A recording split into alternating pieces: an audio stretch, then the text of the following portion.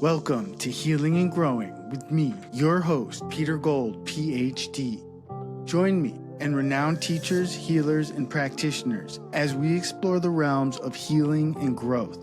If you're seeking a better way in life or just curious about new ways to expand and enrich your life, you have come to the right place.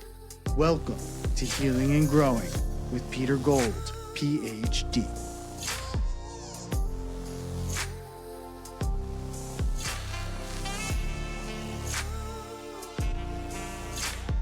Let's take it from there. Sounds good. All right. Well, I am pleased to have Kenneth S. Cohen here for a conversation. Ken is a world-renowned health educator, China scholar, and Qigong Grandmaster with more than 50 years of experience teaching and practicing Qigong.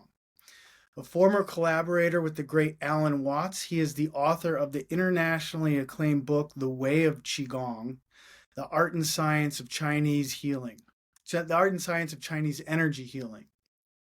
He speaks and reads the Chinese language, and has written hundreds of journal articles published in the US and China. His work has been featured in USA Today, Newsweek, Time, National Public Radio, and many other publications.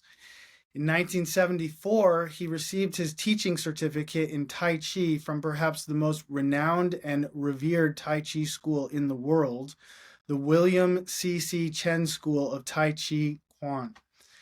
Ken is a leader in the dialogue between ancient wisdom and modern science, and was one of 9 exceptional healers studied at the Menninger Clinic in Houston, Texas. He is also most likely the first Qigong practitioner in the West to treat physician-referred patients from the American Cancer Society, the Mayo Clinic, Health Canada, and numerous other hospitals and medical schools.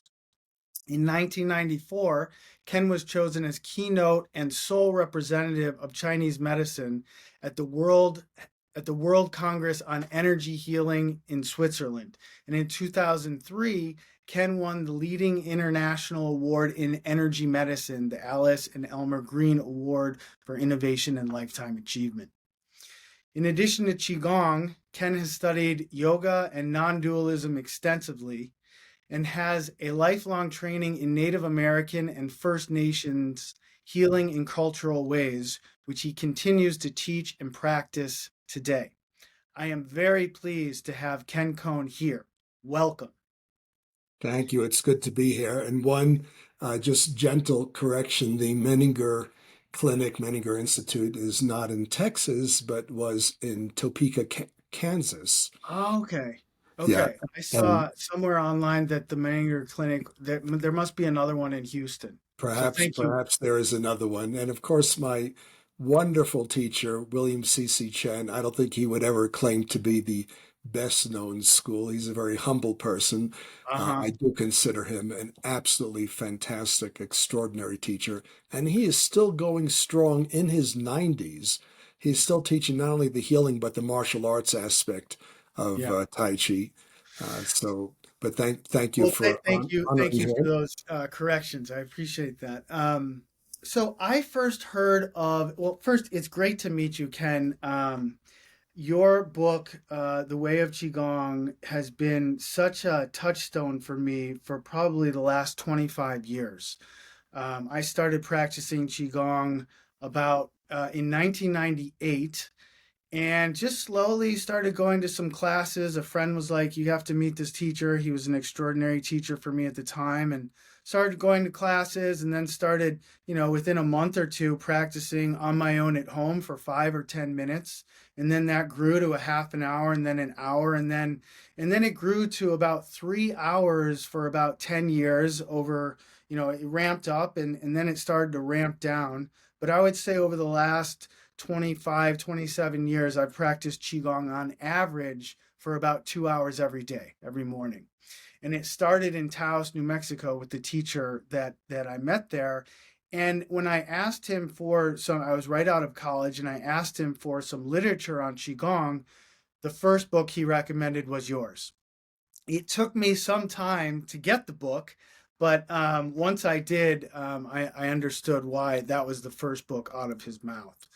Um, as I think I mentioned to you in our correspondence, your book, The Way of Qigong, was a cornerstone in my master's thesis and my doctoral dissertation, which were both on integrating Qigong and psychotherapy.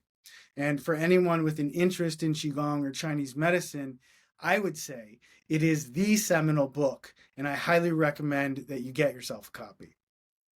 Well, thank you. Um, Thank you for those kind words. And of course, well, I've had a long time interest in the relationship yes, between Qigong and counseling, psychology, psychotherapy.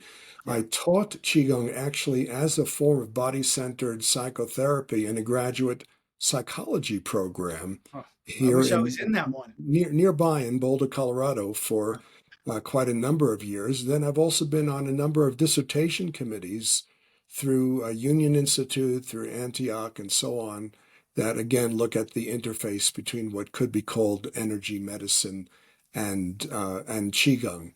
Yeah. And by the way, uh, even though my book is called the Way of Qigong: The Art and Science of Chinese Energy Healing, energy is not quite the right translation, as I'm sure you're aware of. It's kind of like energy, but it's not quite. And one of the reasons I say that is because if it's truly energy, then it should diminish with distance. And that is sometimes the case, but not always the case. I mean, if you're further away from a source of sound, it's not as loud, correct? If you're further away from a source of light, another kind of energy, it's not as bright. Well, with Qigong, there is an aspect of Qigong where you are projecting Qi from your hands. There's not only the exercises and meditations you do for your own well being, but there's also working as a Qigong healer on a client. That, for some healers, works better when the healee is nearby, but in other cases, it doesn't seem to diminish with distance, nor with time. In other words, sometimes there's an almost spontaneous resonance between two people where it doesn't take time for the so-called energy to get from point A to point B. Well, So we use the term energy as perhaps the closest Western equivalent, mhm. but it's really not quite energy because after all, if we say there's chi in a beautiful painting or in a mountain landscape or in a poem, then it's something beyond energy, isn't it? Yeah, well, I want to get into what energy is and what is the healing quality of energy. But before that, I want to say that I just finish and say first encountered you through your book, but also then when I was living in Denver, probably 7 or 8 years um, after meeting my first Qigong teacher, I was studying yoga with one of my two primary yoga teachers, Richard Freeman in Boulder. And I told him about, my history with Qigong, and he asked me if I knew you, and I said I just knew of your book. And then many years later, I contacted him because my teacher actually banished me from his teaching because I asked him a question that he didn't like.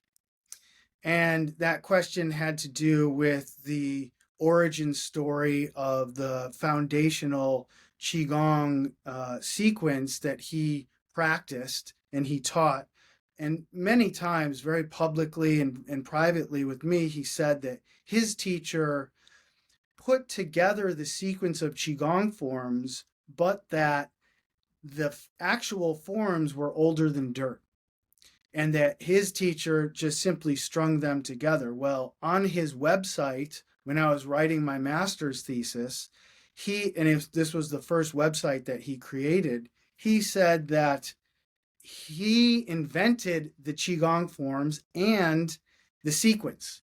And when I asked him about that, in contrast to what he had always said about that sequence, he said, no, no, no, you must have misunderstood me.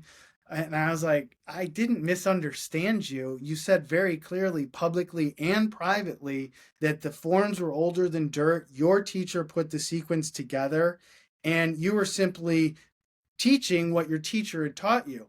And he didn't like that I came back to him with that. And he said, don't you ever study with me again. You misunderstood me.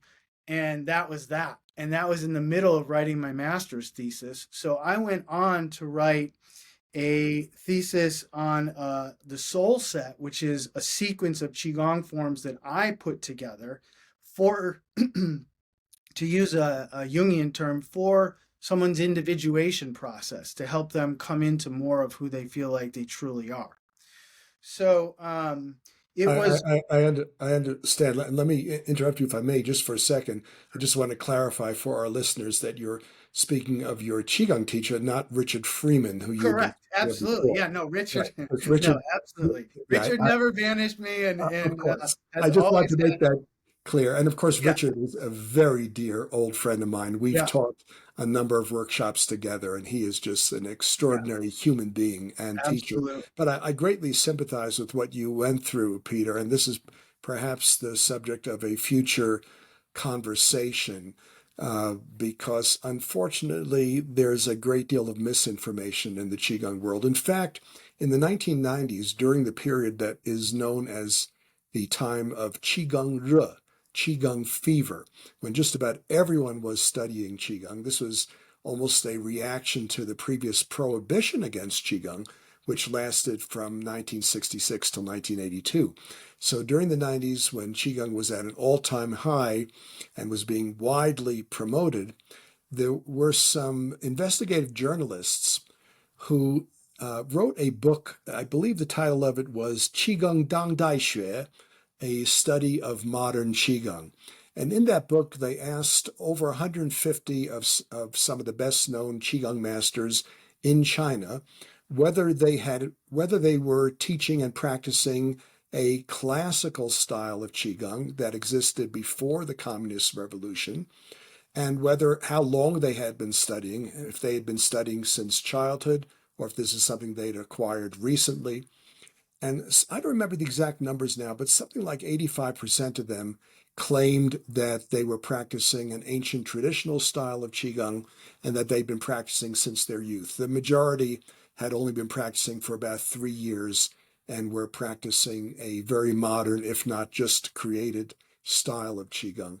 So unfortunately, there's tended to be a lack of critical thinking in Qigong literature. I think this is improving now. Part of it is an almost undue reverence for antiquity. I think, yes, there are great things in the past, but Qigong is also evolving, and we can't always assume that only because something is old, it's more authentic. And then you have the problem of people attributing their arts to ancient figures in the past in order to give themselves a sense of authenticity. So there is a problem here. And again, I greatly sympathize with you with having uh, gone through that and realized that things were not as they appeared. Well, yeah, but at the same time, I feel like I learned a great many things from him that have stayed with me. And, I've had over 27 years of practicing Qigong every day.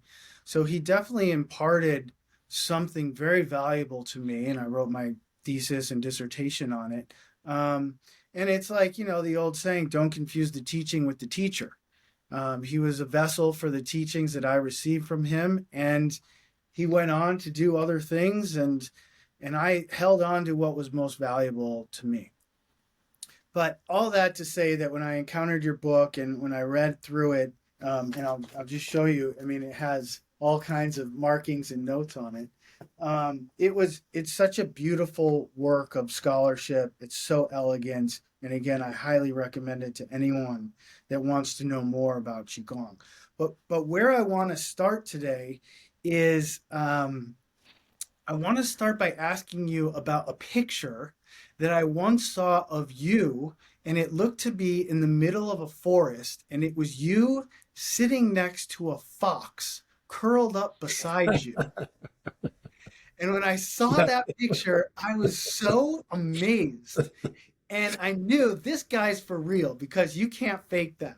So Yes, it was. I guarantee it was not photoshopped in. right.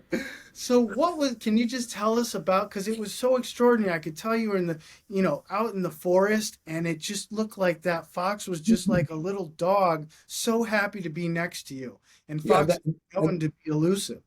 that picture was taken without a zoom. I mean, I woke up one morning. I'm speaking to you from a little town, population 75 in the winter, about 150 in the summer, right up against the Continental Divide. I'm at 9,000 foot elevation in the Colorado Rockies.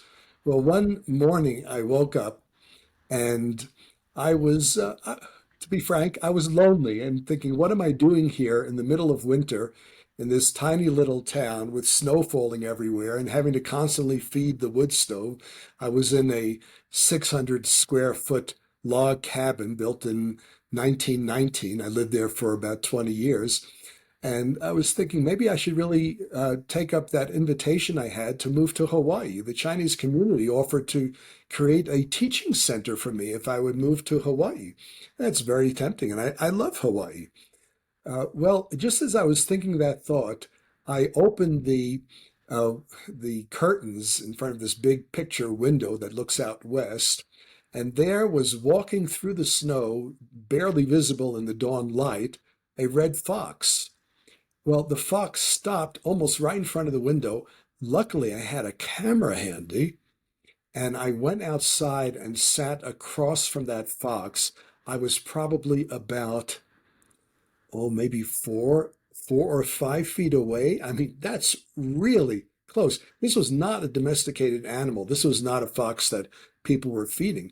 The fox sat down, I sat down, I took a photograph, and we just looked at each other and meditated together. Well, I got the message, an intuitive message. I know this isn't quite Qigong, but I think our listeners might be interested. I really got the message that I was so nurtured by the energy of Colorado, where just being there and breathing is essentially Qigong. I mean, it's really very much in the spirit of old China in many ways. And I needed to stay there. And I'm glad I did. I'm very glad I did. Again, I love Hawaii. I love to visit. I mean, how can you not? Hawaii actually means the sacred land of breath and water. Ha is the sacred breath. Vai means water. E means the divine. So the divine place of water and breath. It's a place also filled with Qi. But I've been in Colorado now for more than 40 years. That was one of the few times I was tempted to move, but I got a very strong message from my little friend, the fox. That's beautiful. Yeah, I looked for it before this podcast and I didn't see it on your website, but it was one of the most the sweetest and heartfelt photos I think I've ever seen. So it was great. But so let's start at the beginning and let's would you just, for people that don't know, so the name of the podcast obviously is Healing and Growing, and it's for people that are interested in finding ways to heal and finding ways to grow and kind of surveying what's out there for them. And for people that are unfamiliar with Qi or Qigong or how to pronounce it, can you just give us a brief definition of what Qi is and what Qigong is? Sure. Well, let me start by saying that the term Qigong is really a post 1949, that is post communist revolution term. Before that, you really don't find it in the literature. I think there's one mentioned, some author thought of a term like that, but what we are now calling Qigong, these healing exercises and meditations, was originally called either Daoyin, Daoyin, which means leading and guiding the Qi. Presumably, they're talking about leading and guiding the Qi, or very commonly Yang Sheng. Yang Sheng means nurturing life. So what we now call Qigong was part of a nurturing life, all-round whole healing system, intimately connected with the Taoist search for longevity, harmony with nature, harmony with the divine, the Tao. But again, after the Communist Revolution, some wonderful Taoists and teachers decided that in order to preserve these ancient arts, they really needed to kind of rebrand it and show that it was scientific, or at least that you could measure aspects of it, that it could be used in service of society to help make people healthier. So they simply renamed it with a very kind of bland sounding term, frankly, Qigong. It's not very interesting. I much prefer the term nurturing life. But Qigong means Qi, skill. So Gong basically means skill, as in the term Gong Fu. For example, Gong Fu can mean martial arts, or it can mean anything that you have a high level of skill in. Qi, for want of a better term, we can call it life energy, life breath, healing power. Again, there's no way to exactly translate it. If we look at the etymology of the Chinese character, we see two ancient Chinese characters both used to represent the term qi. In Taoist literature, you've got a word where the upper part of the Chinese ideogram is the word for without or not. The lower part of the character is four sparks from a flame. So what does this mean? Without fire, without flame. It means a state of equanimity, and it also means the formless fire of life, the sacred heat, because obviously one of the signs of life is also warmth. A body that's dead is cold. We speak about vital warmth. So that's one word for qi, but there's another word for qi used in Chinese medical literature. And in that one, you see the word for rice and steam rising from the rice. So presumably someone is cooking rice. What does that imply? It implies that we get life energy, we improve our supply of life energy, of resilient healing force through diet, that's symbolized by the rice, and through breathing, which is symbolized by that steam, an ancient metaphor for the breath. But there's still something else. Forgive me for putting on my scholar's cap, at least briefly, and that is if there's steam rising from cooking rice, remember that's the etymology of the most common ancient Chinese character for qi, then there must be fire underneath boiling the water. So here's another definition of qi. It's the energy produced from polarity and from complementary opposites.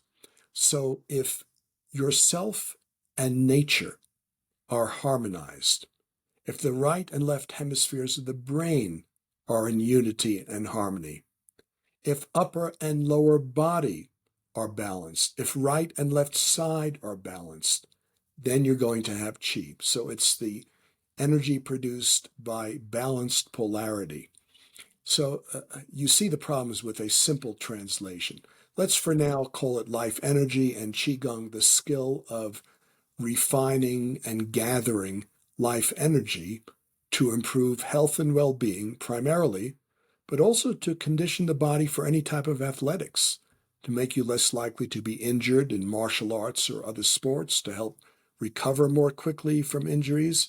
And as I mentioned before, there's still another aspect of Qigong called Wai Qi Liao Fa, external Qi healing, where the Qigong practitioner projects Qi, which again is more than energy. In fact, it's probably information as much as it is energy. The healer projects Qi from his or her hands into distressed or painful areas on the client. Usually done, well, as far as I know, always done while the client is fully clothed. And you can even project Qi through an acupuncture needle. So acupuncturists sometimes learn Qigong so they can be more effective healers, not only to project Qi more effectively through the needle, but also to be more sensitive to aberrations or imbalances in the Qi. So again, there are many, many applications, and that's the basic definition of Qigong. It's energy skill.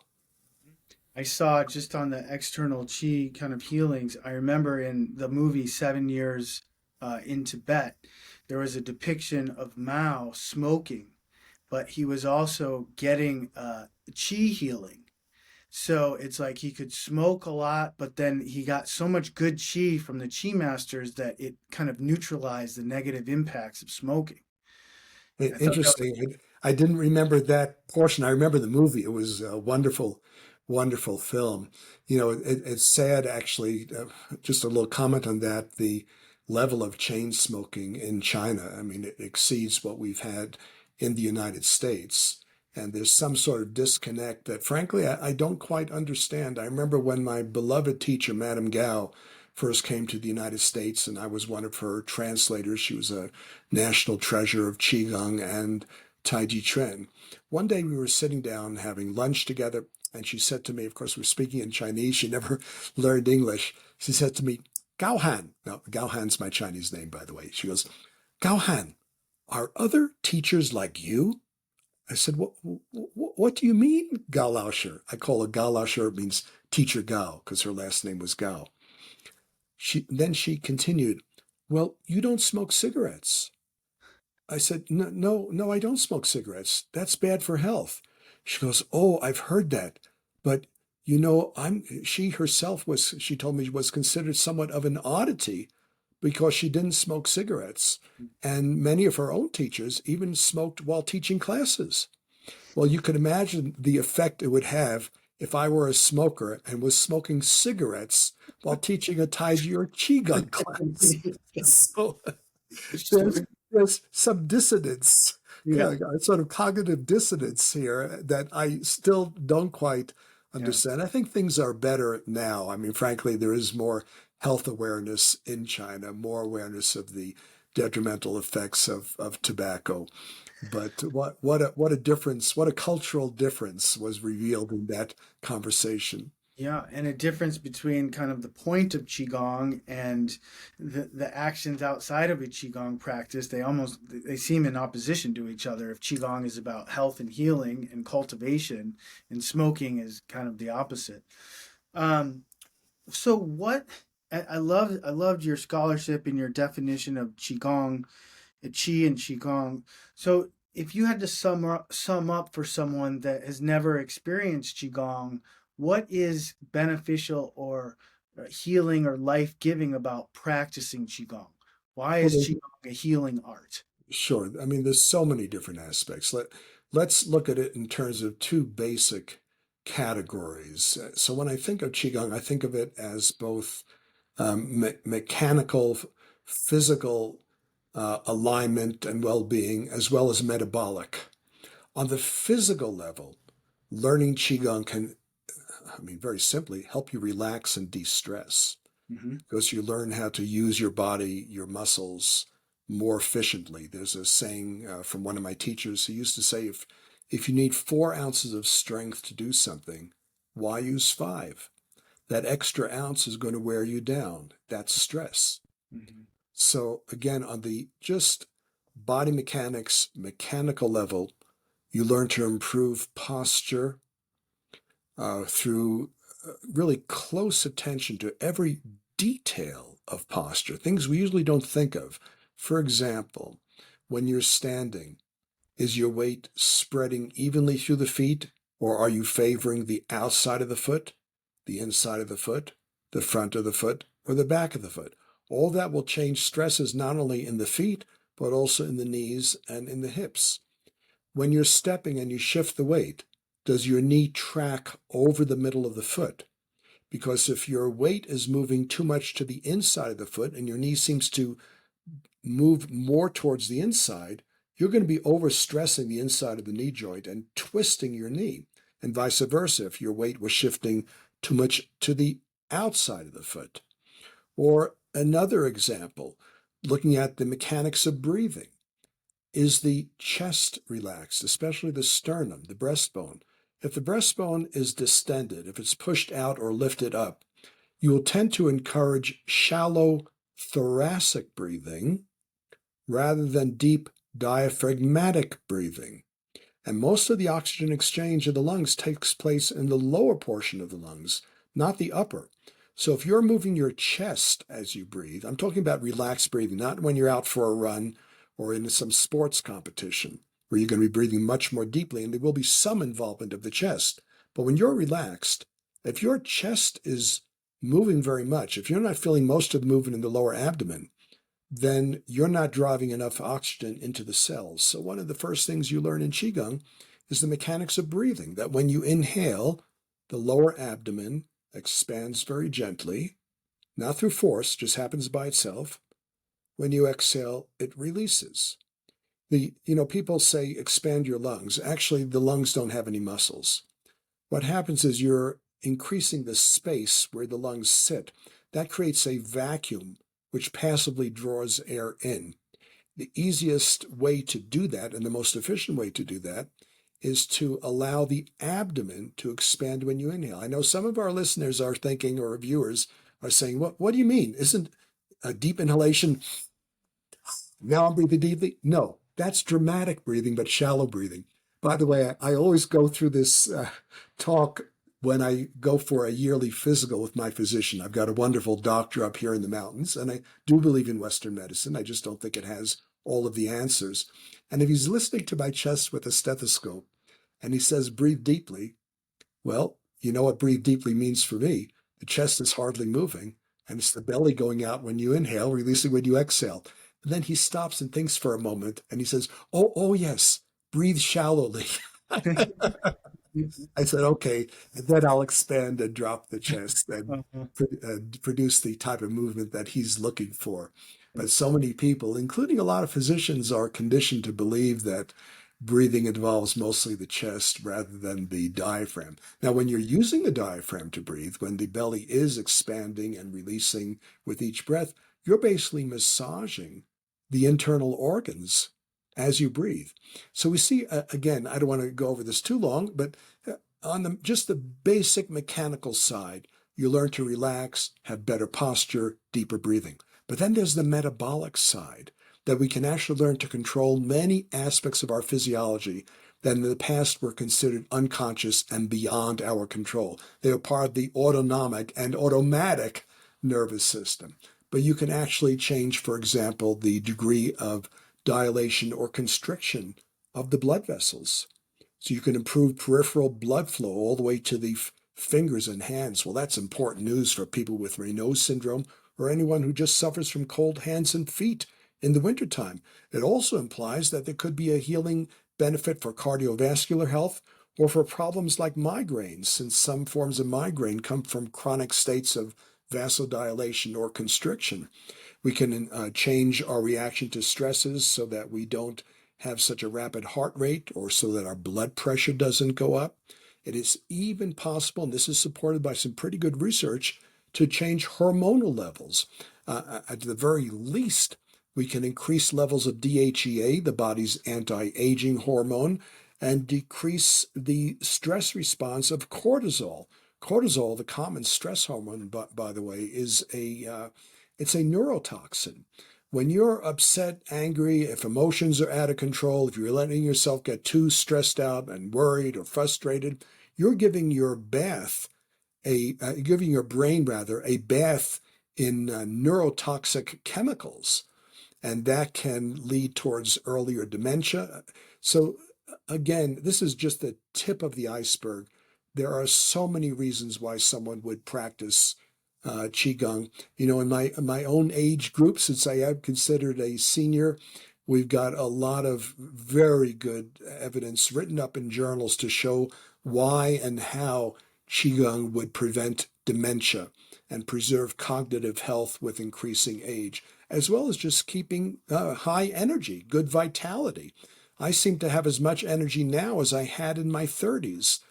Sometimes I think it's a little bit weird, but actually it's probably a long-term benefit of Qigong. I haven't lost speed or power in the martial arts, nor do I seem to have lost endurance. I was just taking a long hike yesterday, and I wasn't tired at all after that hike. I think in many ways you start to realize the real benefits of Qigong after years pass. Now, I'm not saying you don't get benefits right away. You do. If you're not experiencing benefits within, I would say, at the most a month of practice, there's something wrong there. You should feel some qualitative difference very soon. But in reflection, after many years go by, then you really realize what Qigong has done. Because I meet people 10 years or 20 years younger than me, and they look 10 years older. Yeah. And I really think the factor that's making the difference is the practice of Qigong. But of course, it has to be supported by a healthy lifestyle. If you're doing Qigong, but you're eating junk food, or you have serious Smoking. problems in your relationships, yes, or you're smoking, or you're in an unhealthy environment, or you're poor. Poverty is a major factor in disease. Let's not forget that. I think there's an obligation towards social justice to make the world a better place for people doing Qigong. Yeah. Because if we're going to have good health, we have to have good social and environmental health as well. These are all factors that influence how we age and how we resist disease. But again, if you have a healthy lifestyle, then Qigong can really be the variable that makes the huge difference in quality of life with increasing age. Okay, so you mentioned the physiological, you mentioned the metabolic. Let's talk for a second about the psychological. And if I could, I want to read one of my favorite passages from your book on page 238. You write, frequently, psychological problems seem to just evaporate as physical tension dissolves. Although memory is stored in unhealthy tissue, one need not always analyze these memories to achieve psychological health. Many Qigong students note, in retrospect, that emotional difficulties they had at the beginning of training are simply non-existent a few years later. This is not, however, to denigrate the need for insight-oriented talk therapies. Some psychological problems often do require delving into reasons and causes. Even if the energetic blockage is released, the patient may still need help breaking a loop of repetitive thought or a behavior pattern that reinforces the problem. It is here that both Chinese medicine and Qigong are seriously lacking and must look to Western psychotherapy to fill the gap. So, can you talk a little bit about your view of when psychotherapy and Qigong work best together and where Qigong leaves off and where psychology and counseling needs to come in, kind of expanding on what I Mhm. just read? Yeah, I don't know that there's any kind of generic or general way to answer the question because the needs of each person and the way psychological distress is expressed or felt in the mind or body is so different for each individual. But I'll give you maybe one or two examples that might, in a sense, answer this question. So I had a student quite a number of years ago who seemed very psychologically adjusted and good attitude and was very responsive in class, practiced along with everyone else, looked like she really enjoyed the Qigong and the Tai Chi. But whenever we did the advanced aspect of Tai Chi called push hands, which is essentially a two-person energy listening sensitivity exercise, you're lightly touching each other's arms and trying to find your partner's center of gravity. And if you can find it and push it gently, they're going to start to lose balance. So the idea is you shift and move your center as someone is trying to push you. So as the Chinese classics say, their force lands on emptiness. They can't move you because there's nothing there. Well, when she would do push hands with other students in the class, no problem. But every time she and I started doing push hands, she would start tearing up. This did not make me feel very comfortable. I didn't quite know what was going on. So of course I asked her, I said, could you tell me what's happening? It looks like you get very sad or there's some emotional response when we do push hands. She said, I feel like I'm totally transparent to you. With the other students, it's not a problem. But as soon as we start doing push hands, I feel like every aspect of my mind and body, you can you can sense, even though I know you're only sensing my center of gravity. I feel that you're sensing my energy, you're sensing me, and all of my worries come to the surface.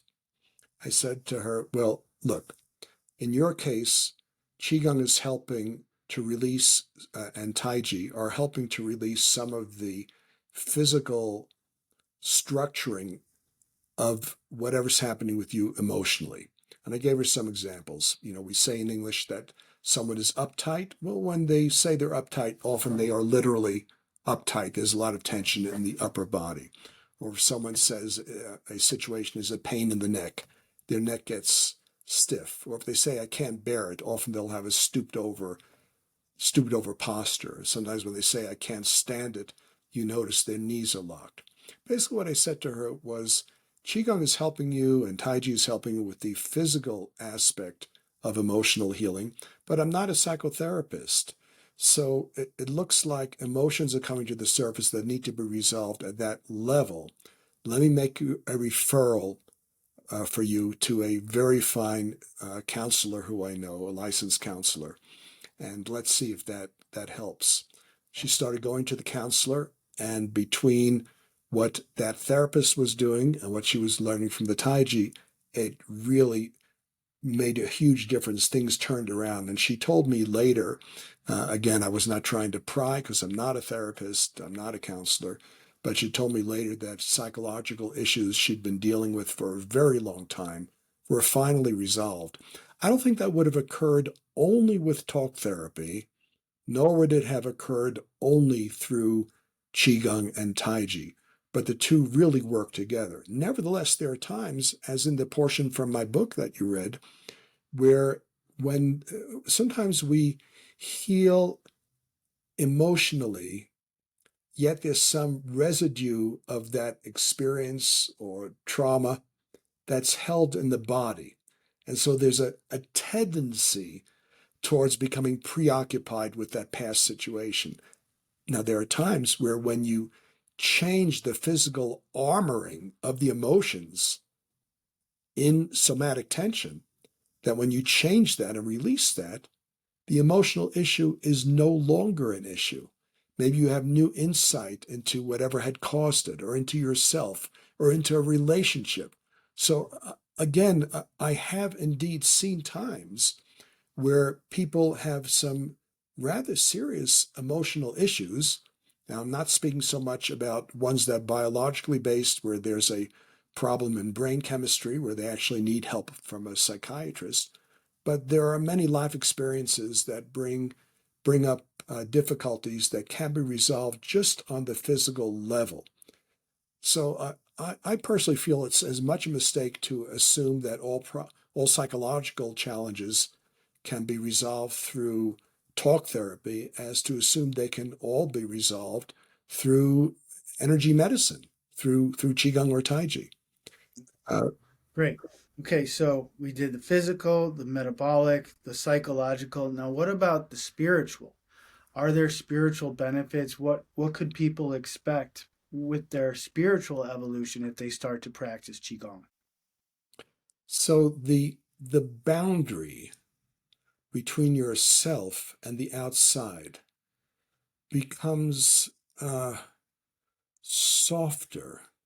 That is, there's no longer this sense of separation. There's a feeling of connectedness. I'm not saying that you're one with everything. I know people today like to talk about oneness. I have problems with that concept. I much prefer the idea of non-duality, or what in Sanskrit would be called advaita. That is, it's not that we're one with everything, but we're not different or separated from it. I think this is more the human experience when you're truly relaxed mentally, physically, spiritually. So Qigong is considered one of the pathways to unity with the Tao. What does that mean?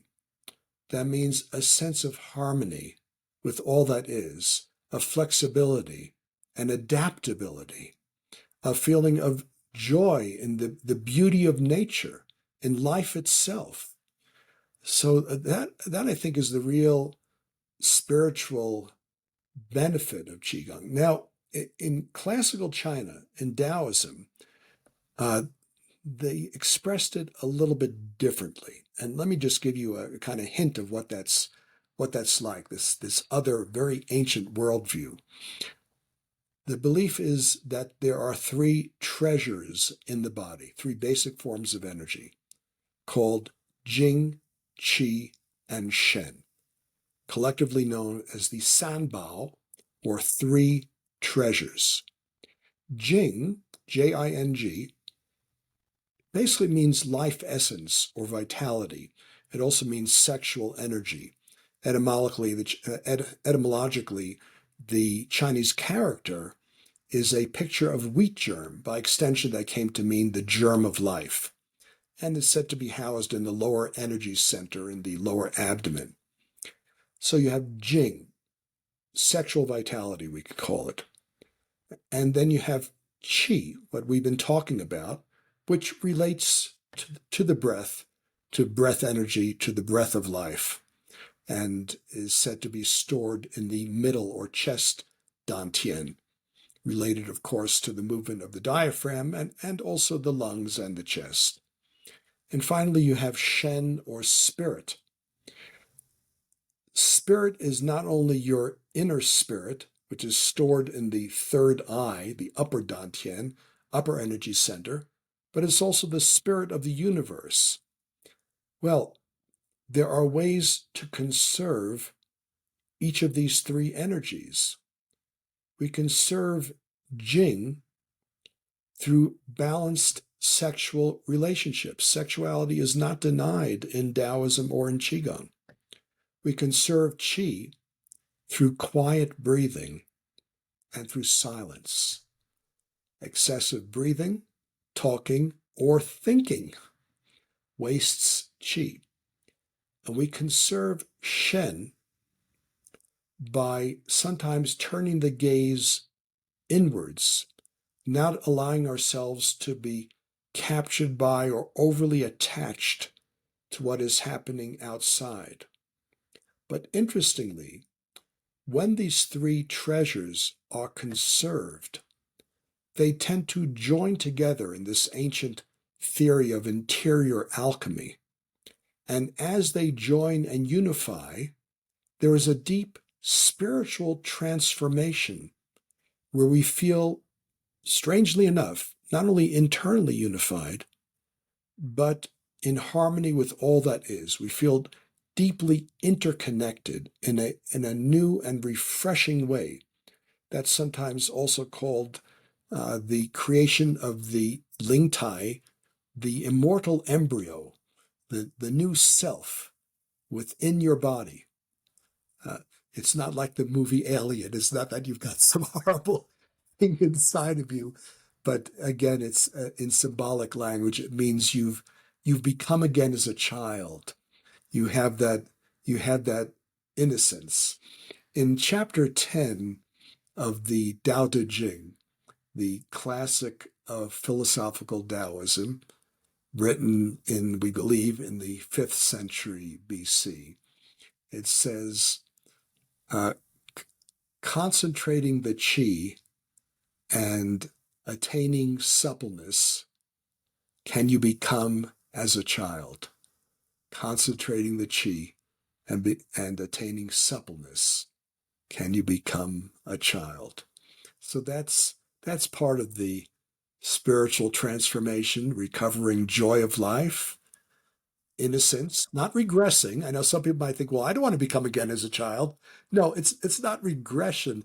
It's regaining the positive side of childhood that we all long for, that freshness of vision. Do you remember when you were a child and you look outside and you see a cloud or a pine tree or a mountain, or you hear a stream, you go to the ocean for the first time, and you think, wow, that is fantastic.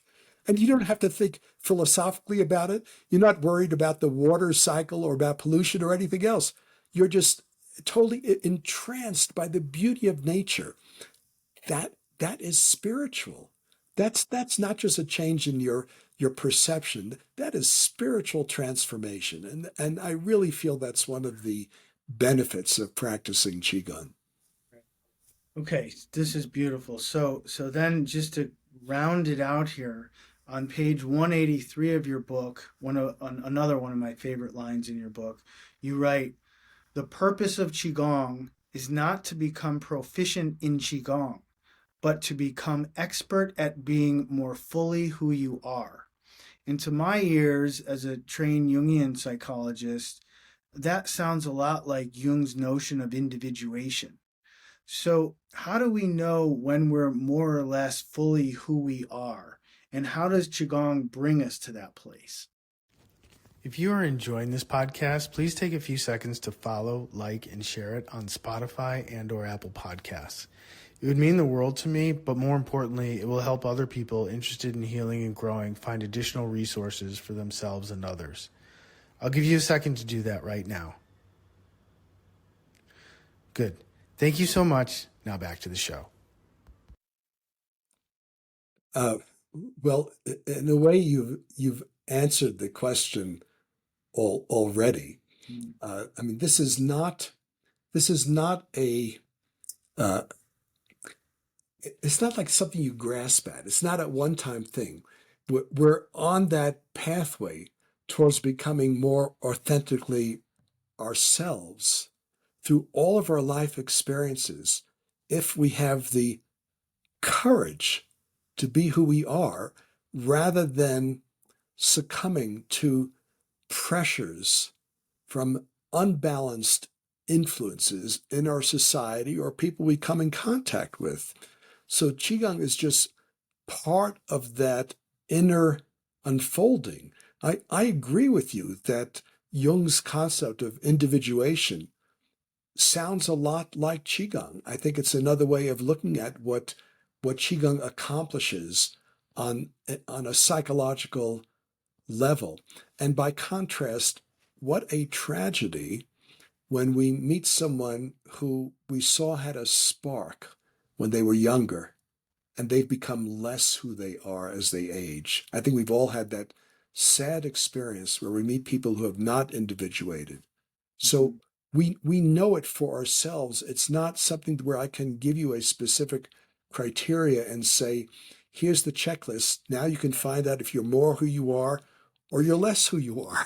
But I think if you're more who you are, if you're following your bliss, as Joseph Campbell would say, and you feel more fully and authentically yourself, then you're on the right path. Well, you seem like you're very much on the right path because all of this seems so close to your heart.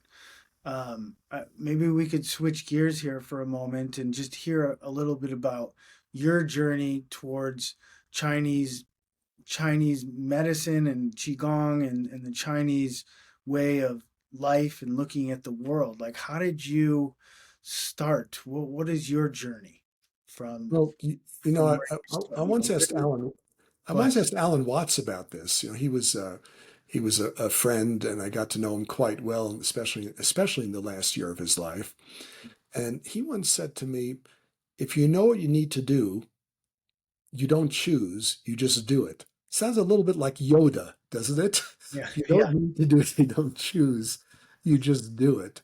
And I think things just happened for me. It's very odd. I mean, I'll give you a few examples. Uh, so when I was uh, about 6 years old,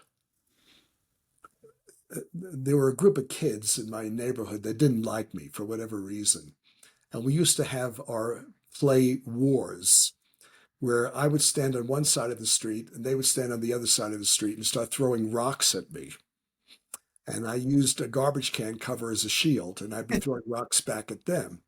Well, one day, now I was only about 6 years old, they got a little league pitcher to join them. Oh, this was scary. And he took a rock and threw it like a fastball. I did a very weird thing, which, by the way, I'm not recommending anyone else to do this. I dropped my garbage can cover, held up my arm like this in front of my chest, and the rock hit my arm and bounced off.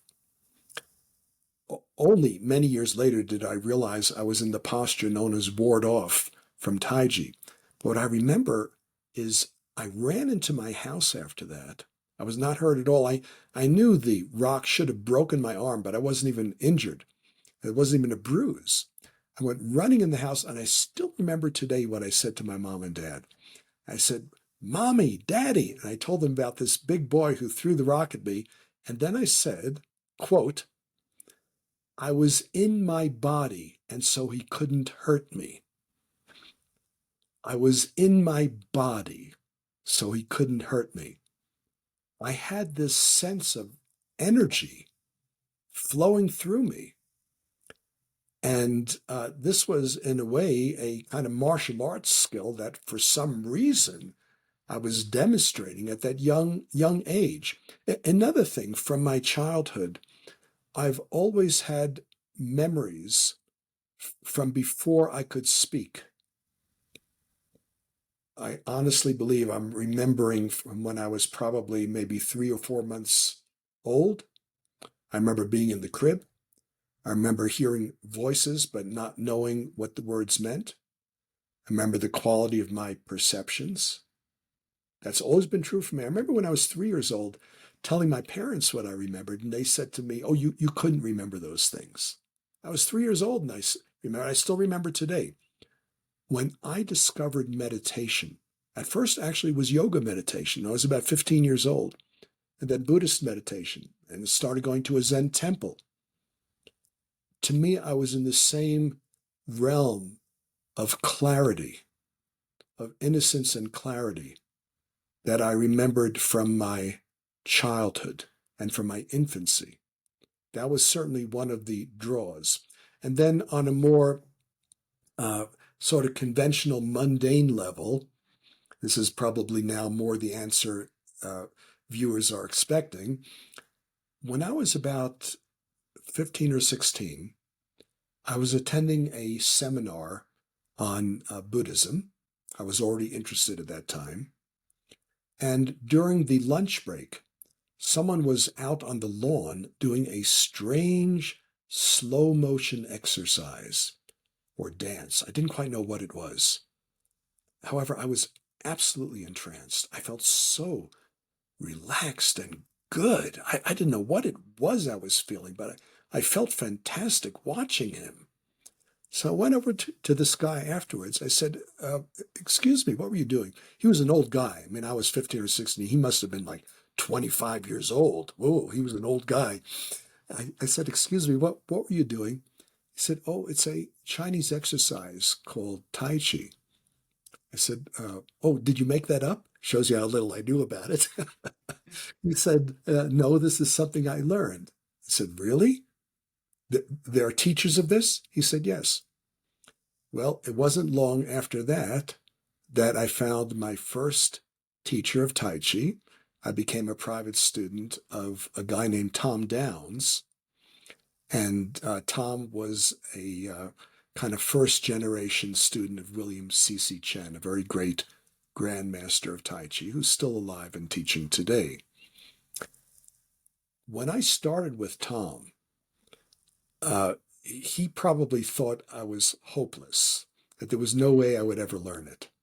People have a hard time believing this today, but well, my dad was well, he later became a renowned public health official, multiple awards, World Health Organization fellow, and so forth.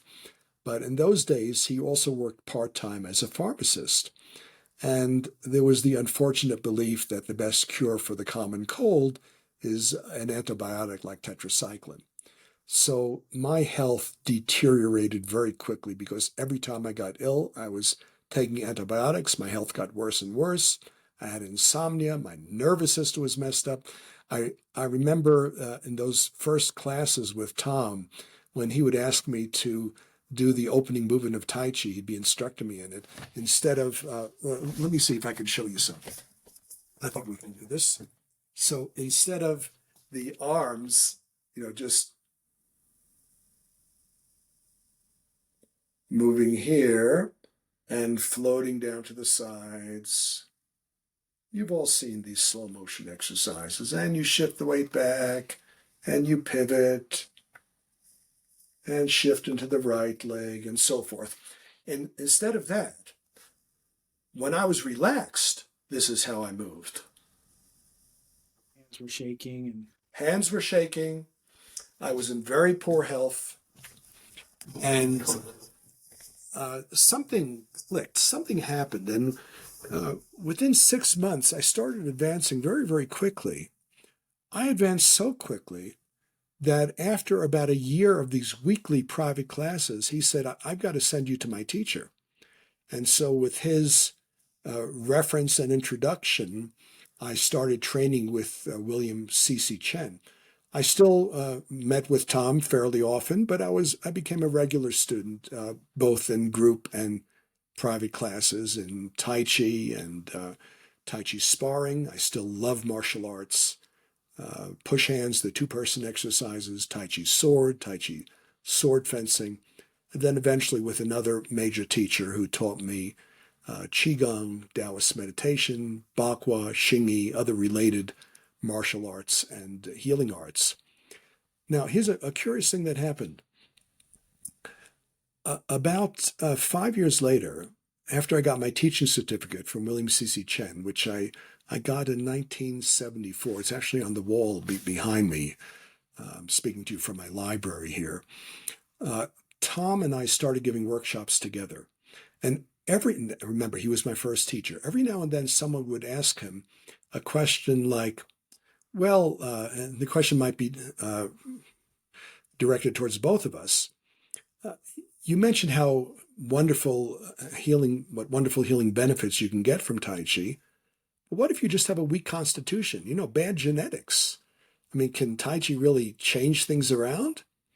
And inevitably, Tom would look at me, and I knew what he was asking. He wouldn't have to say anything, and I would nod my head. And then he would say, let me tell you about my fellow teacher here, Ken. He was once my student. And let me tell you the problems he had. And so he would start talking about that. By the way, during the last 20 years of Tom's life, he became my student. He was we switched roles. He attended my workshops. He took private classes with me. He was one of my most enthusiastic students because, again, I really did advance in a way that was so unusual. And not because I was trying to improve. You might think, well, but isn't that kind of what motivated you? No, that's not what motivated me. I really think I had the virtue of intelligent stupidity. That is, I did it for the pure love of the art. I enjoyed it, but I didn't know it was supposed to improve my mental state or my physical state. I simply allowed the unfolding process. There's a curious paradox that sometimes if you try too hard to improve, you reinforce the status quo, because what is driving you so determinedly to improve yourself is the poor self-image you're starting from. But if instead you practice for the joy of practice as a learning experience, for the joy of learning, then when you look back in retrospect, I think you'll find that things really have improved. So if you try too much to improve, you don't improve. But if you don't try to improve, you probably will. yeah, I really resonate with that, especially when I was introduced to the Tao Te Ching when I first started practicing Qigong. It was like it was like I was reading those passages for like the 10,000th time, but it was the first time in this lifetime. It's like the each of those passages seems so familiar to me, and it just brought me alive to read the Tao Te Ching and to practice Qigong. But but I want to ask you, because at such a young age you put your arm up and things seem to like have come so easily for you, and because you're so excited about learning Qigong and Tai Chi and a lot of other things from the Chinese culture. Do you believe in reincarnation? Boy, that's a big one, and I'm not trying to avoid the answer. No, no, It, and you don't have it, to answer it, but it it just really, because I in my mean, experience, I've read a lot about yeah, specifically Buddhists that, like have been reborn as Caucasians and identified as, like long-standing Tibetan monks. And I just wonder when people have a natural inclination towards something at a very young age and maybe things come easily to them, is that coming from somewhere beyond this lifetime? it's possible, but here's the way I generally think of reincarnation. That using the Buddhist image, if you have a candle, a lit candle, and you have another candle next to it that's not lit, and you use the first candle to light the flame in the other candle, and then blow out the original candle, is the new flame the same or different than the original one? It's both. The energy was transmitted, yet it's not the same flame because the conditions, that candle is a different candle. Mm-hmm. Or using an image from another Buddhist text, the Lankavatara Sutra, we are all like waves on the same ocean. So we're different, you could say, vibrational states of that same alaya vijnana, store consciousness. Perhaps it's similar to the collective unconscious in Jungian thought. So on the one hand, I feel we are so interconnected and so informed by one divine spirit that we can't say there is simply a soul or spirit that dons a new body like putting on a new set of clothes. But on the other hand, there's no question that people often have affinities with particular individuals who lived in the past. So I can't personally resolve this paradox, but it's one that I am aware of and that satisfies me. I don't think there is an ultimate answer for it. Ananda Kumaraswamy, whose work you probably know, is one of the great scholars of Advaita Vedanta, of some of the philosophies of India, he once wrote a little booklet, I think it's rather rare, probably hard to come by these days, called The One and Only Transmigrant. That is, if in fact there is just this one Brahman, this one divine being beyond differentiation and beyond knowledge, how can there be reincarnation? I don't know that we can actually answer that question. Mm-hmm. Yeah, like taking drops out of the ocean, it's still the ocean. Exactly. A great image. Mhm. Okay, I want to switch gears again, if you're willing, and talk, maybe get into the weeds a little bit, but maybe this is kind of selfish. I'm curious to hear how you think of, or what your understanding is of how the seasons are related to the elements in Chinese medicine and how each element has its own kind of characterological type. For example, we're in the late summer, early fall now, which is the earth season, and the earth season is usually associated with like worry, integrity, the stomach, the spleen. How would you explain to someone the way in which the stomach, the spleen, worry, and the autumn are related from Chinese medical perspective? So this is part of a worldview that we could call a system of correspondences. That is a system of corresponding phenomena that in general are put under the category of one of the five phases, popularly called the five elements, although the word sing, Xing, again, often translated element, doesn't really mean element. It means a moving force. In fact, the early Chinese character was a picture of a crossroads. So at a crossroads, right, at the crossroads, you've got north and south, east and west coming together. So the five phases, these five moving forces, are realms of corresponding phenomena. A lot of this is just a matter of common sense. Some of it was discovered clinically or through meditation. I'll give you an example. You mentioned late summer, what the Chinese call Changxia, literally long summer, or what in English we often call Indian summer. That's that bridging season between summer and autumn, and it's ruled by the element, or I'll use the term element now just for the common use of the term, the element earth. So the earth is also the center in terms of directions. Now think of it this way. Springtime is the east, right? It's the new light. It's the sun coming up. It's the green of springtime.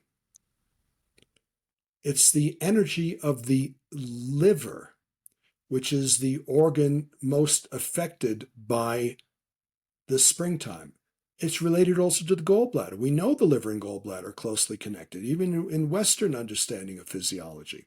So too in Chinese medicine, that under the phase of wood, we find springtime, we find the east, the liver as the yin organ, or relatively solid organ, the gallbladder as the corresponding yang organ, or hollow organ, and we also have the color red, like that red sun that's excuse me, not red, the color green, which is the color of springtime green.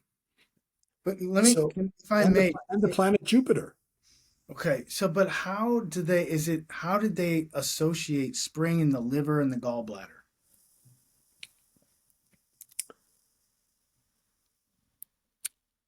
That's something that is, I would say, coming from deep understanding of your own body and your connection with nature.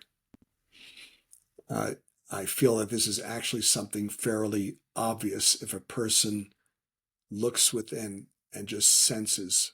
You can feel it, you could see it. You could feel and see that the liver and the gallbladder are like spring organs. They're the expression of wood energy, springtime, and the east among the directions within the body. What is that there about the liver and gallbladder that lends itself to the east in the springtime, do you think? I don't know that I can answer that. Okay. I mean, for the same reason that in the South, take another example, summertime, heat, light, warmth, the heart, Right. the organ of fire. The heart is the yin organ that corresponds to the small intestine as the yang organ. So if there's a problem with assimilation, even assimilating ideas and feelings, it can also affect the heart. So heart, small intestine, both under the category of fire, summertime, south, red. Yeah. Or if we Triple. look across from the south to the north, then you have the wintertime. Especially living in the northern hemisphere, I think that makes sense to us, that the north is winter. It's nighttime. If east is the early part of the day, then winter would be the evening. Mm-hmm. And it relates to the energy of the kidneys. And the kidneys help us defend against the cold of the north.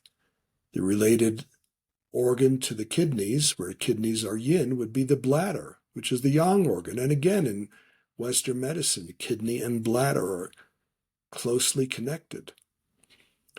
It's the black or dark blue, like an ocean blue color in the north. So, each of these correspondences, I think, has a lot to do with the vision that one has through the practice of what in Taoism is called neiguan, inner contemplation, that is opening one's spiritual eye, and then these connections make themselves known. I don't know that there's really any other way to fully explain it. Sometimes the connections are arrived at through clinical evidence. So, for example, let's take the example you gave of earth or spleen. So, earth produces metal. We dig metal and resources from the earth. That means that the phase or element earth is the mother of metal. Metal is the child of earth. So sometimes if the child is depleted, you have to feed the mother so the mother will have more energy to give to the child.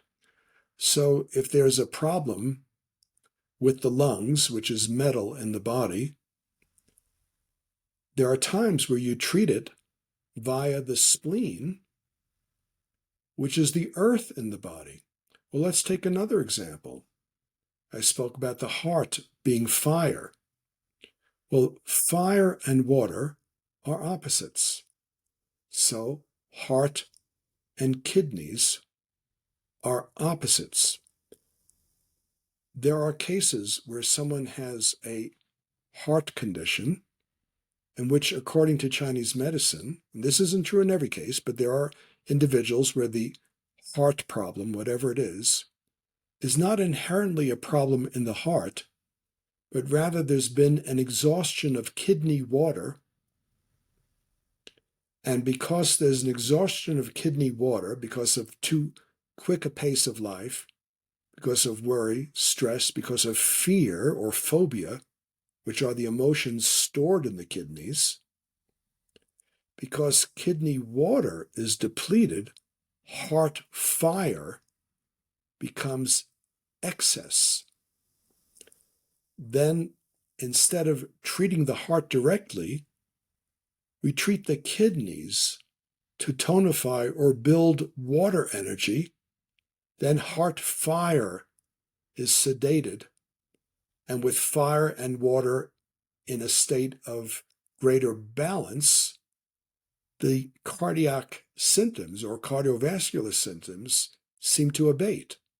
This is why I say that this is part of a kind of holistic worldview that can't simply be explained only in terms of Chinese medicine or cosmology. But it's a worldview that includes all of that, as well as insights one receives through meditation, through looking at oneself and life with one's intuition and spiritual vision.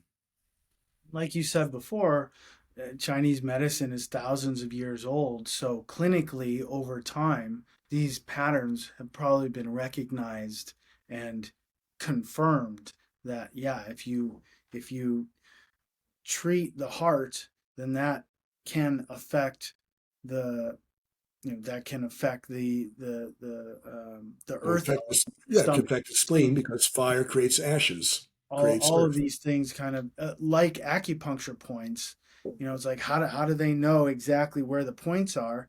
I think a lot of it is the scientific method, trial and error over thousands of years. And it's what you perceive in yourself. And when you're in a state of clarity, what you mentioned about the acupuncture points and meridians. I remember when I was, must have been in my early 20s, and I received a shiatsu treatment, a Japanese acupressure treatment from an extraordinary healer who had studied with Masunaga, the founder of Zen Shiatsu in Japan. And I remember that evening, after having received the healing during that day, receiving the shiatsu treatment, I couldn't sleep. I saw liquid gold flowing through these veins and channels all through my body. It was absolutely extraordinary. That's what gave me an interest in meridians and Chinese medicine. It was actually that experience. Before then, I was doing Tai Chi and Qigong and Chinese martial arts. But in terms of the direct interest in Chinese medicine, it was because of that experience of actually seeing and feeling the meridians. Wow. Do you do kind of what's some people have called external chi healings, where you heal someone with your chi Yeah, or yes, that's channeling? one of the things that I do. I mean, I'm consider myself an educator, so I do teach the Qigong practices and I practice them myself. But I also have clients for external Qi healing, and I've seen absolutely remarkable results. In fact, one time, I'll give you one example, or I can discuss a few examples.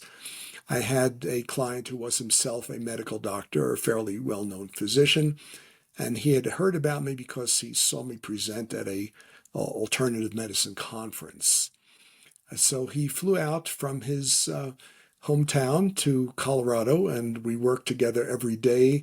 I think we did a 2 hour session each morning, 1 hour of personal Qigong exercises for him to practice. And the second half of the class would be him receiving a treatment. Now, his problem was an inoperable brain tumor.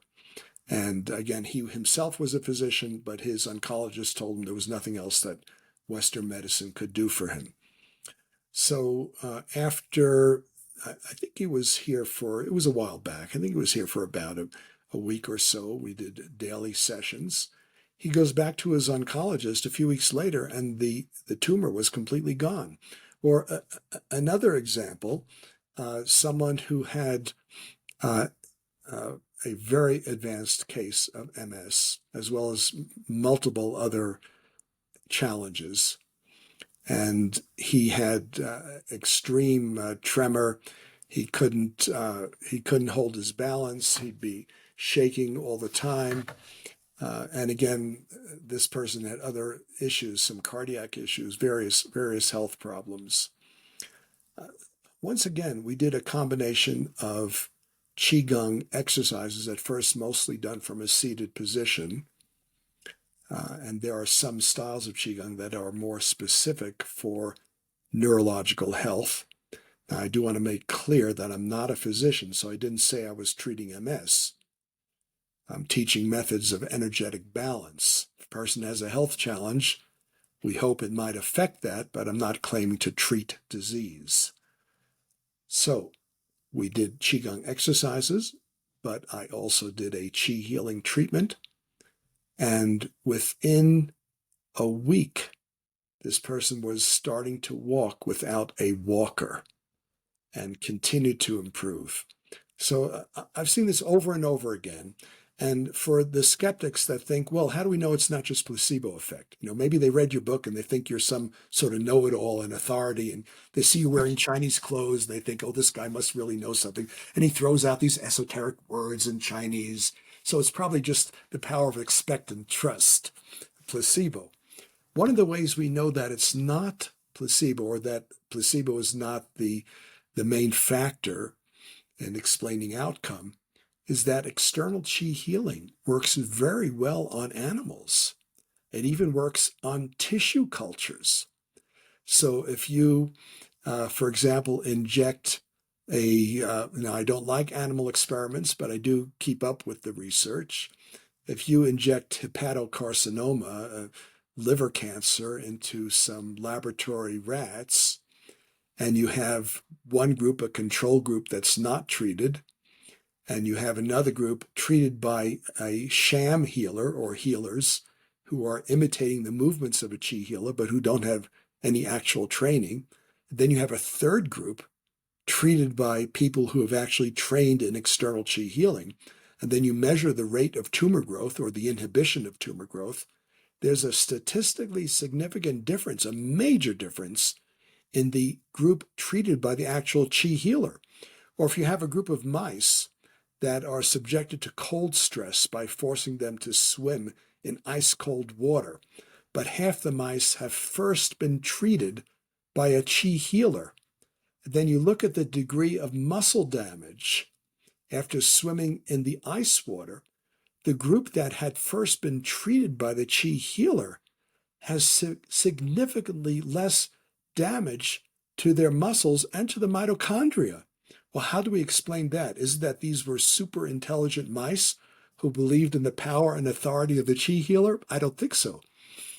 So there are multiple experiments to show the effect of external Qi healing on laboratory animals or on cultures where, for example, you might take rat neurons, put them in a culture, and subject them to hydroxyl free radicals or some other damaging chemical. And you have one group of cells that's considered the control, that's not treated, and the other group that's subjected to the same poison that's treated by the Qi healer. And you find that even in culture, the cells that were treated by the Qi healer are significantly protected from damage. How do we explain that? I mean, this is absolutely extraordinary. It has to be that the Qi really does have a healing effect independent of placebo, and that it seems to carry some sort of information. So it's not just energy, but it carries a informational content that somehow tells the cells what they need to do to restore balance or health. When you make the distinction between chi and energy, can you explain that, how you think of the difference between those two? Well, it's not different. It's just that Qi has an energetic component and an informational component, and probably other aspects that are beyond our, at least current scientific capabilities that we can't measure. Because again, as I mentioned at the very start, if it was just energy, then it would necessarily diminish with distance, or there would be a time lapse from the time energy is emitted to the time it's received by the subject. And sometimes that transmission seems beyond the speed of light. It's just an instantaneous resonance. So how can we explain that? We can't really explain it if we're only thinking of Newtonian mechanics or if we're thinking of Qi as energy. One of the concepts I like to use, and I may have mentioned this in my book, is the concept of correlates. That is, to give a common example, lightning is a correlate of thunder. Thunder is a correlate of lightning. They go together, but they're not the same. Well, perhaps in a similar way, there are correlates of Qi. So there are biochemical correlates, such as a higher production of endorphins, the body's good mood chemicals, a change in cortisol to DHEA balance, a change in superoxide dismutase, which acts like a free radical scavenger. So there are, or brain-derived neurotrophic factor, BDNF, which we know is a brain chemical that helps prevent dementia and is produced when you have a combination of sensory awareness, spatial awareness, body awareness, and some degree of executive function, such as knowing your place in a complex Qigong choreography. So these are all chemical and biochemical correlates of Qi. But is that Qi? I think that would be a mistake to say that that is Qi, because you could just as easily say, oh, look, when that person does Qigong, or when these 100 Qigong practitioners do their practice, they're all downshifting from the fast beta brain waves, a sign of kind of free-floating anxiety and distraction, down to an alpha theta state where they're more intuitive and more relaxed, and where the conscious mind can more efficiently communicate with the unconscious and with the body. So does that mean that Qi is bioelectricity, that it's brain waves, or it's changes in heart rate variability, or it's changes in the EKG? No. Once again, on the bioelectric spectrum, that is another correlate of Qi. So I think the concept of, and there are others, there's psychosocial correlates of Qi, less anxiety, less depression, a more feeling of self-efficacy, that you can better manage your own health. Does that mean that Qigong is just psychological? No. It means that we can see the impact of Qi on our psychological instruments or on our physical instrumentation, such as a electroencephalograph, electrocardiogram, such as measuring changes in blood chemistry. So we're seeing the effect of Qigong or of Qi on our technology, but what Qi is in and of itself, we really don't know. I believe that the concept of correlates can, in a sense, satisfy both the scientist and the mystic. Mhm. All right. Well, I know we've gone about an hour and a half here, so we should probably wrap up. Thank you so much for your time and your expertise and your lucid explanations of so many concepts and ideas that are probably foreign to a lot of listeners and a lot of people in the West. Um, I guess my last question would be like your outlook on because Qigong and Chinese medicine is so based on nature, like what would be uh, your view on this kind of state of the world today and the environmental degradation and the impact of that on the planet's chi and everything in on the planet's chi. So there are a couple of ways of answering this, but to be brief, to the extent that we can't change the external world, it becomes all the more important to mitigate any harmful or adverse effects by regulating the internal response, by regulating the internal world, by practicing something like Qigong. Yet, and here's the part that is far too rarely mentioned in the literature, I feel, yet we should not use our ability to shield ourselves from some of the harmful effects of air pollution, water pollution, energetic pollution, light pollution, sound pollution, and so forth. We should not use our own abilities in self-regulation to avoid our responsibilities as caring human beings who are part of the earth, that we grow out of the earth in the same way that a tree grows out of the soil.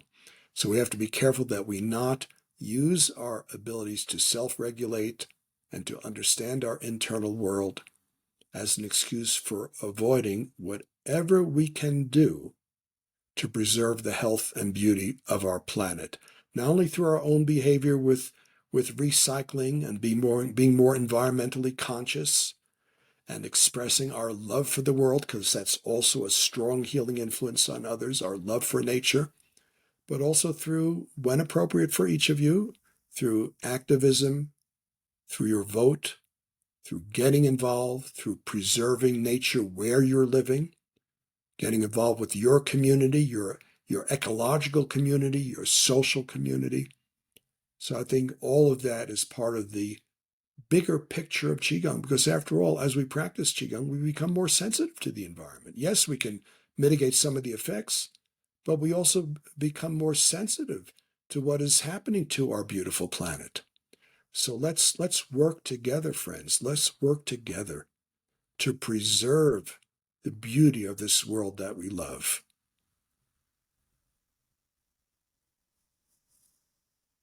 Well, Ken, this has been a real privilege and an honor to spend this time with you. I thank you greatly, and I'm sure all the viewers and listeners are grateful as well. If people want to reach out to you and learn more about what you do and where you are, where can they find you? The easiest way is just, I mean, I have a Facebook. You can find it under Qigong. If you look for Qigong Research Ken Cohen Facebook, it'll come up. But go to my website. I've got articles and all sorts of resources, listing of classes I'm teaching both in person and online. The easiest way to access my website is just through my name, kennethcohen.com, KENNETHCOHEN, www.kennethcohen.com. If you go to the contact section of my website and fill that out, You will then be subscribed to a free newsletter that I send out periodically. It has original translations, updates on research, updates on my schedule, information that you might find very interesting, such as connections between Qigong and the arts. What's the latest research? What is Qigong good for? What are some of the things we need to be wary of when we're practicing Qigong? I mean, I try to give a balanced view of Qigong and its many realms of application. So again, just fill out the contact information and you'll be subscribed to the newsletter. Perfect. Thank you so much, Ken. He's Ken Cohen. I'm Peter Gold, PhD, and we'll see you in the next episode. Thanks for listening. Thank you so much.